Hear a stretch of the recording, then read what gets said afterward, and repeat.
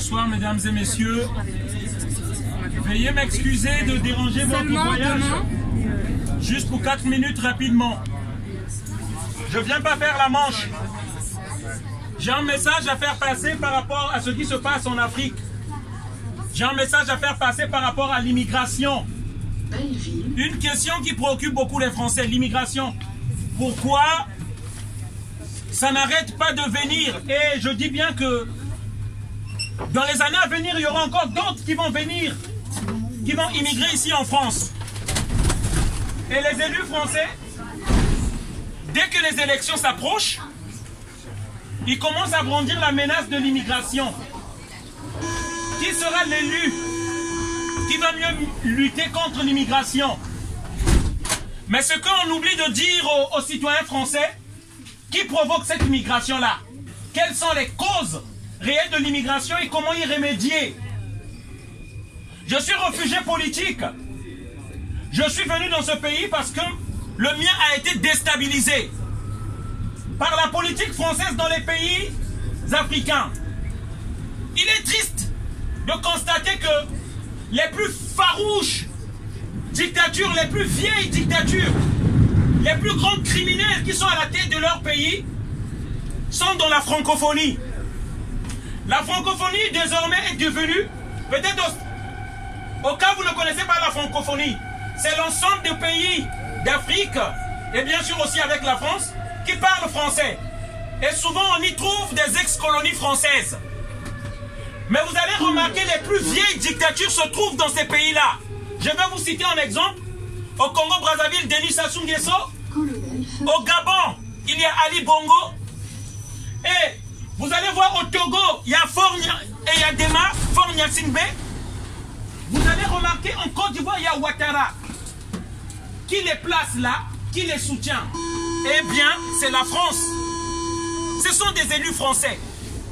On organise des coups d'État pour tuer tous les dirigeants patriotes africains qui veulent faire développer leur pays. Je vous dis, je vous prends un exemple. Thomas Sankara, du Burkina Faso, tué par à la période de François Mitterrand. Barthélemy Boganda, de la Centrafrique, parce qu'il n'a pas voulu se soumettre à ce que demande le colon. Et il y a beaucoup d'exemples récemment. Laurent Gbagbo de la Côte d'Ivoire, débarqué du pouvoir, voté par son peuple, débarqué du pouvoir. Ce sont des chars français qui sont partis le chercher. Nous tous, nous avons vu les images.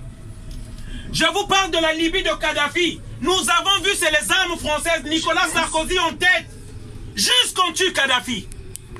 Et ça, le citoyen français ne voit pas. Le citoyen français ne parle pas. Avec vos impôts, avec vos armes, avec votre argent, on décide de tuer des gens.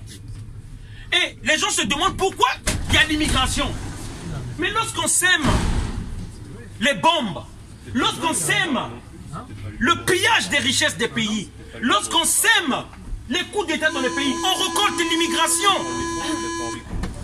Et ça, je peux vous le dire, citoyens français, ça ne changera pas. C'est un système, c'est par ce sang-là, que la France vit.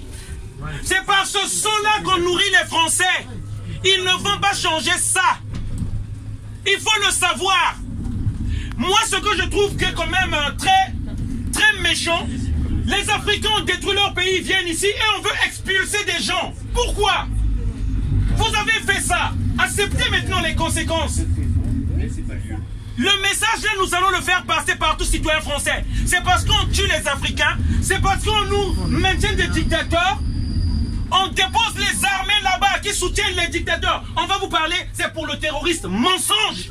Il n'y a pas le terroriste dans le Sahara. Ils sont là pour garder les zones économiques des richesses des Africains. Des Africains.